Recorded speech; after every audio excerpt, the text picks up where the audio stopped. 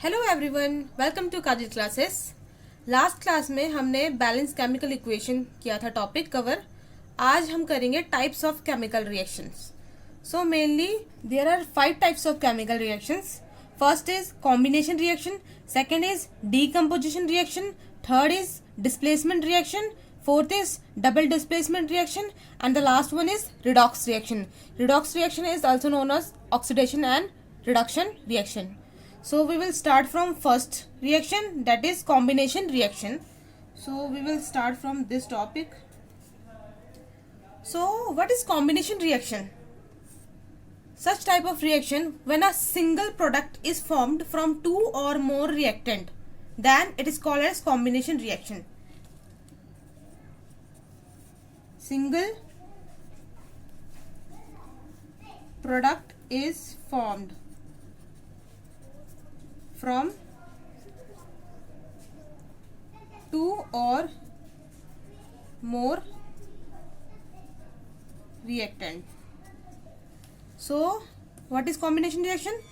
When single product is formed from two or more reactant, then it is called as combination reaction. So we will take first example is we will take CaO. It is known as calcium oxide. इसका formula क्या है? Calcium oxide. ये क्या करेगा? React करेगा water के साथ, तो इसका जो प्रोडक्ट फॉर्म होगा वो क्या होगा? CaOH2 फॉर्म होगा। जो ये कैल्शियम ऑक्साइड है इसको हम क्या बोलते हैं? Also known as quick lime. So इसे हम क्विक लाइम भी कहते हैं। सो ये आपको याद रखना पड़ेगा इस चीज को कि CaO जो कैल्शियम ऑक्साइड है उसको हम कॉमन नेम उसका क्विक लाइम है। उसी तरीके से ये जो फॉर्मूला हमारा फॉर्म हुआ है CaOH2, सो इसे हम कहते हैं स्लेक्ट लाइम्ड। स्पेलिंग क्या होगी इसकी? Slaked, SLAKED lime. इसका जो कॉमन नेम है वो क्या है? Slaked lime. सो आपको ये याद रखना है। अब इसका क्या काम होता है? ये इसमें देख रहे होंगे आप कि आपके दो रिएक्टेंट है, 1 2।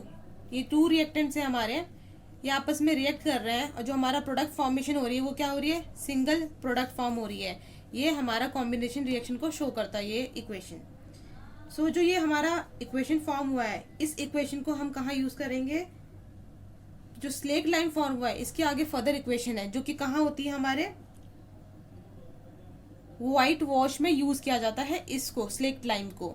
सो ये आगे इक्वेशन क्रिएट करेगा H2 प्लस CO2, ये ऐड होगा कार्बन डाइऑक्साइड के साथ, तो ये प्रोडक्ट क्या फॉर्म करेगा? CaCO3 plus water. इसको आप जानते होंगे क्या बोलते हैं? Calcium carbonate. ये क्या है? ये कैल्शियम कार्बोनेट। और ये जो है ये स्लेक्ट लाइम ही है।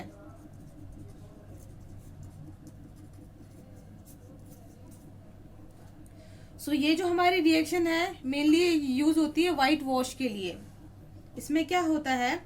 जो कैल्शियम हाइड्रोक्साइड है ये रिएक्ट करता है स्लोली कार्बन डाइऑक्साइड के साथ, जो कि कार्बन डाइऑक्साइड कहाँ होती है? हवा में होती है, एयर में। ये फॉर्म करता है एक थिन सी लाइनिंग फॉर्म करता है कैल्शियम कार्बोनेट की। कहाँ पे? वॉल्स के ऊपर।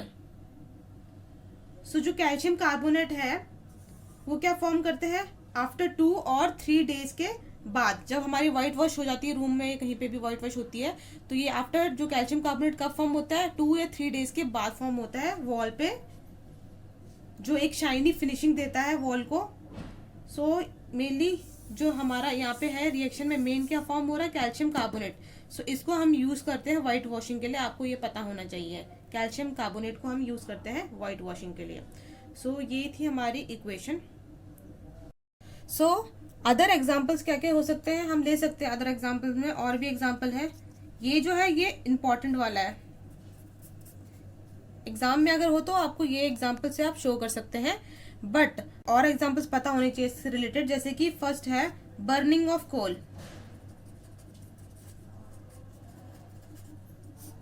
सो इसको हमने रिप्रेजेंट करना है इक्वेशन से।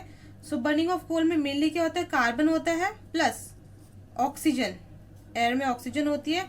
सो ये आपस में रिएक्ट करेंगे तो क्या फॉर्म हो जाएगा, CO2, कार्बन डाइऑक्साइड रिलीज होता है जब बर्निंग होती है कोल की, ठीक है।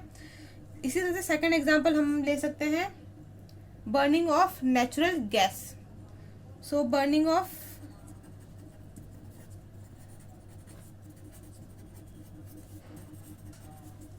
ये हमारी नेक्स्ट सेकंड एग्जांपल है। सो बर्निंग ऑफ नेचुरल गैस में मीथेन का बड़ा इंपॉर्टेंट रोल है। मीथेन को जो हम करते हैं CH4 से रिप्रेजेंट करते हैं, प्लस ऑक्सीजन ये भी एयर में प्रेजेंट होता है। सो ये दोनों आपस में रिएक्ट करके क्या प्रोड्यूस करेंगे, CO2 प्लस H2O। आपस में ये क्या करेंगे, रिएक्ट करेंगे और हमारा जो प्रोडक्ट फॉर्म होगा कार्बन डाइऑक्साइड प्लस वाटर होगा। सो ये तो था हमारे एग्जांपल्स की बात की, हमने कॉम्बिनेशन रिएक्शन की इतने सारे एग्जांपल्स हमने दे दिए। अब हमारे पास 2 टाइप की रिएक्शंस होती है, एक तो एक्सोथर्मिक और एंडोथर्मिक का। सो आपको मैं बता देती दोनों का मतलब क्या है। First exothermic reaction,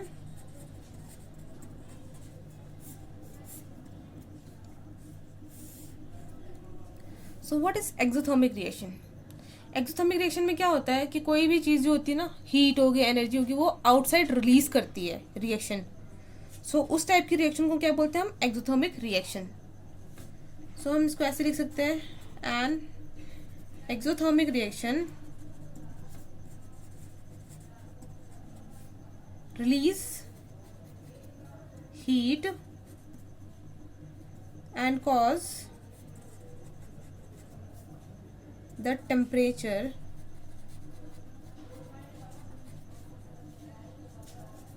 of surrounding to rise. So this is known as exothermic reaction. So इसका एक एग्जाम्पल हम करते सॉल्व। इसका एक मेनली जो एग्जाम्पल है एक्सोथर्मिक रिएक्शन को, हम एक क्वेश्चन भी है कि क्या रेस्पिरेटरी एक्सोथर्मिक रिएक्शन है कि नहीं है। सो यस ऑफ कोर्स जो रेस्पिरेशन होता है वो एक्सोथर्मिक रिएक्शन है। क्यों है, रीजन ये है कि जब हम कोई चीज खाते हैं, लाइक जो राइस हो गया, potatoes, bread and many other things, वो क्या कंटेन करते हैं हमारे खाने में, कार्बोहाइड्रेट्स कंटेन करते हैं। और जो कार्बोहाइड्रेट होते हैं फिर उसकी क्या होती है, ब्रेक डाउन होती है कार्बोहाइड्रेट। जब हमारे बॉडी में अंदर जाते हैं कार्बोहाइड्रेट्स तो क्या होते हैं, ब्रेक डाउन होते हैं। और ब्रेक डाउन होने के बाद क्या फॉर्म होता है, ग्लूकोज फॉर्म होता है हमारी बॉडी में। जो ग्लूकोज है फिर वो ऑक्सीजन के साथ कंबाइन करते हैं, हमारे हर बॉडी के सेल्स में ऑक्सीजन के साथ कंबाइन करते हैं। और इसी तरीके से फिर वो हमारी बॉडी में क्या होता है, एनर्जी प्रोडक्शन होती है। सो इसीलिए एक्सोथर्मिक रिएक्शन जो है वो रेस्पिरेशन में हेल्प करती है। सो इसलिए रेस्पिरेशन जो है इज एन एक्सोथर्मिक रिएक्शन। सो ये आपको बता दिया एक्सप्लेनेशन मैंने। इसके लिए हम एक एग्जाम्पल ले लेते हैं, C6H12O6। सभी को पता होगा ये ग्लूकोज का फॉर्मूला है। C6H12O6 is known as glucose formula, ठीक है ना। प्लस 6O2 ये ऑक्सीजन है। क्या फॉर्म कर रहा है ये reaction, 6 carbon dioxide plus 6 water plus energy. So ये आपको दिख रहा होगा, ये जो रिएक्शन है इसमें क्या प्रोडक्शन हो रही है, एनर्जी प्रोड्यूस हो रहा है। सो एक्सोथर्मिक रिएक्शन इसलिए कहाँ पे हेल्पफुल है, रेस्पिरेशन में हेल्पफुल है, ठीक है। नेक्स्ट जो है हमारा एंडोथर्मिक रिएक्शन क्या होता है। एक्सोथर्मिक का तो आपको पता चल गया, but what about endothermic reaction. So simple है, एक्सोथर्मिक की बात कर रहे थे तो हम एक्सोथर्मिक में क्या हो रहा था, an exothermic reaction release heat outside. So exothermic reaction में क्या होती है, जो एनर्जी थी, हीट थी, वो रिलीज कर रहे थे हम बाहर। बट एंडोथर्मिक में क्या होता है, एंडो मतलब इनसाइड, एक्सो मतलब आउटसाइड। सो एंडोथर्मिक में क्या होगा कि हम हीट को एब्जॉर्ब करेंगे इनसाइड, ठीक है। So an endothermic reaction absorb heat and cools the surrounding.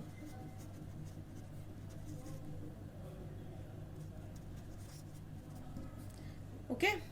So endothermic और एक्सोथर्मिक अब आपको होप क्लियर हो जाए। सो एक्सोथर्मिक में रिलीज आउटसाइड करते हैं हीट, और एंडोथर्मिक रिएक्शन में एब्जॉर्ब करते हैं हीट को, ठीक है, ताकि जो सराउंडिंग है वो कूल हो जाए। So this is all about combination reaction. I hope you like my video. If you really like my video, then please like, share, comment and also subscribe my channel and click the bell icon, जिससे कि आपको मेरी हर video की notification सबसे पहले मिले। Thank you for watching.